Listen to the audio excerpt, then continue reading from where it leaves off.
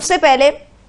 एक इंसिडेंट होता है मकबूजा कश्मीर के सियाती इलाके पहलगाम में, और वहां का मीडिया भी मैं देख रही थी, वहां के इवन दो के एक्टर्स को देख रही थी, जो लोग उनके चेहरे हैं वो कहते हैं रिटेलिएट करना चाहिए, और जो मोदी हुकूमत है वो समझती है कि इल्जाम जो है हमेशा तरह पाकिस्तान के ऊपर आना चाहिए।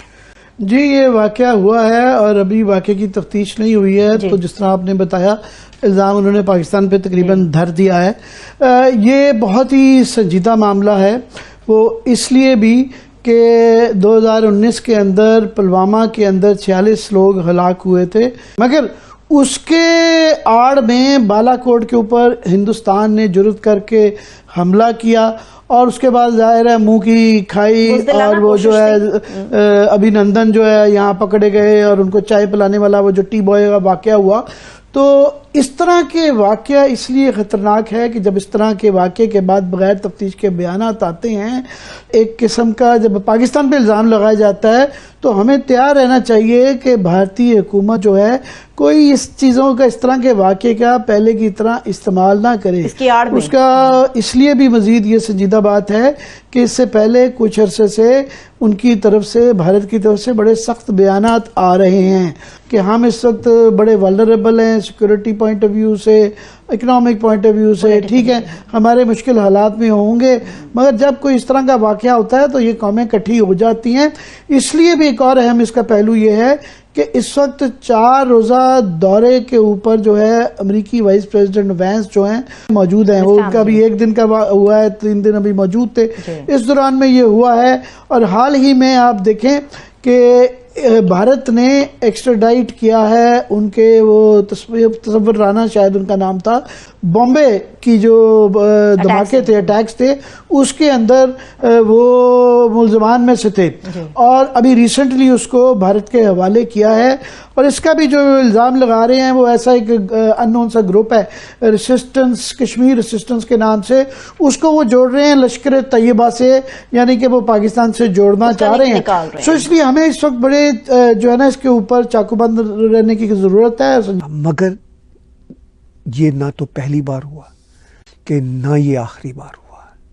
क्योंकि ये माइंडसेट वहीं पे है। हमने इस तरह के टेररिस्ट अटैक्स वर्ल्ड वाइड देखे हैं, और उनके पीछे जहादी टेररिस्ट होते हैं कि रेजिस्टेंस फ्रंट ने, जो लश्कर तैयबा का ही एक तरह से ऑफ शूट ग्रुप है, उसने ये जिम्मेदारी कबूल की है। और मैं इसकी कड़ियां जोड़ना चाहता हूं। अभी तक भारत के किसी पॉलिटिशियन ने अगरचे पाकिस्तान का नाम नहीं लिया, लेकिन जब अनफोल्ड होगा तो हम सस्पेक्ट करते हैं कि कोई ना कोई पाकिस्तान के साथ भी इसके ताने जुड़े हुए हो सकते हैं। मगर मैं इसको जोड़ रहा हूं एक ख़ास किस्म के माइंडसेट के साथ, क्योंकि जो हमें इंफॉर्मेशन आ रही है वहाँ पे जो टेररिस्टों ने हमले किए 25-30 से ज़्यादा लोग ज़ख्मी हैं, और जो मारे जा चुके हैं उनको आइडेंटिफाई किया गया कि वो हिंदू हैं तो उनको मारा जाए। मैं ये कह रहा हूं कि अभी तक भारत के ऑफिशियल्स की तरफ से कोई ऐसी बात सामने नहीं आई कि वो ये कहें कि ये सब कुछ पाकिस्तान से ऑर्केस्ट्रेटेड है, मगर सोशल मीडिया ऑलरेडी भर गया है इन सब खबरों के हवाले से। और कश्मीर के अपने होम ग्रोन टेररिस्ट हों या बाहर से आए हुए टेररिस्ट हों, वो सब के सब पाकिस्तान से ही डायरेक्टली और इनडायरेक्टली मदद लेते हैं, बल्कि माइंडसेट भी वहां से डायरेक्टली और इनडायरेक्टली लेते हैं। पहलगाम मकबूजा जम्मू कश्मीर का इलाका, इंडिया का जहां कब्जा, हमला होने की इत्तला है, भारतीय मीडिया जहर उगल रहा है मुसलसल। उसमें कहीं एक वजह यह भी तो नहीं है कि जो वक्फ बिल वहां पे आया है, वहां पे पूरे भारत के मुसलमान इकट्ठे हो रहे हैं और एहतजाज कर रहे हैं बत्ती गुल के जरिए। अब इस हमले में भी रंग वो यही दे रहे हैं कि एज इफ ये मुस्लिम डोमिनेट और मुसलमानों को पाकिस्तानियों के साथ जोड़कर कनेक्ट कर रहे हैं। लग रहा है कि खास जो माइनॉरिटी है उसको टारगेट किया जा रहा है इन दिनों पाकिस्तान।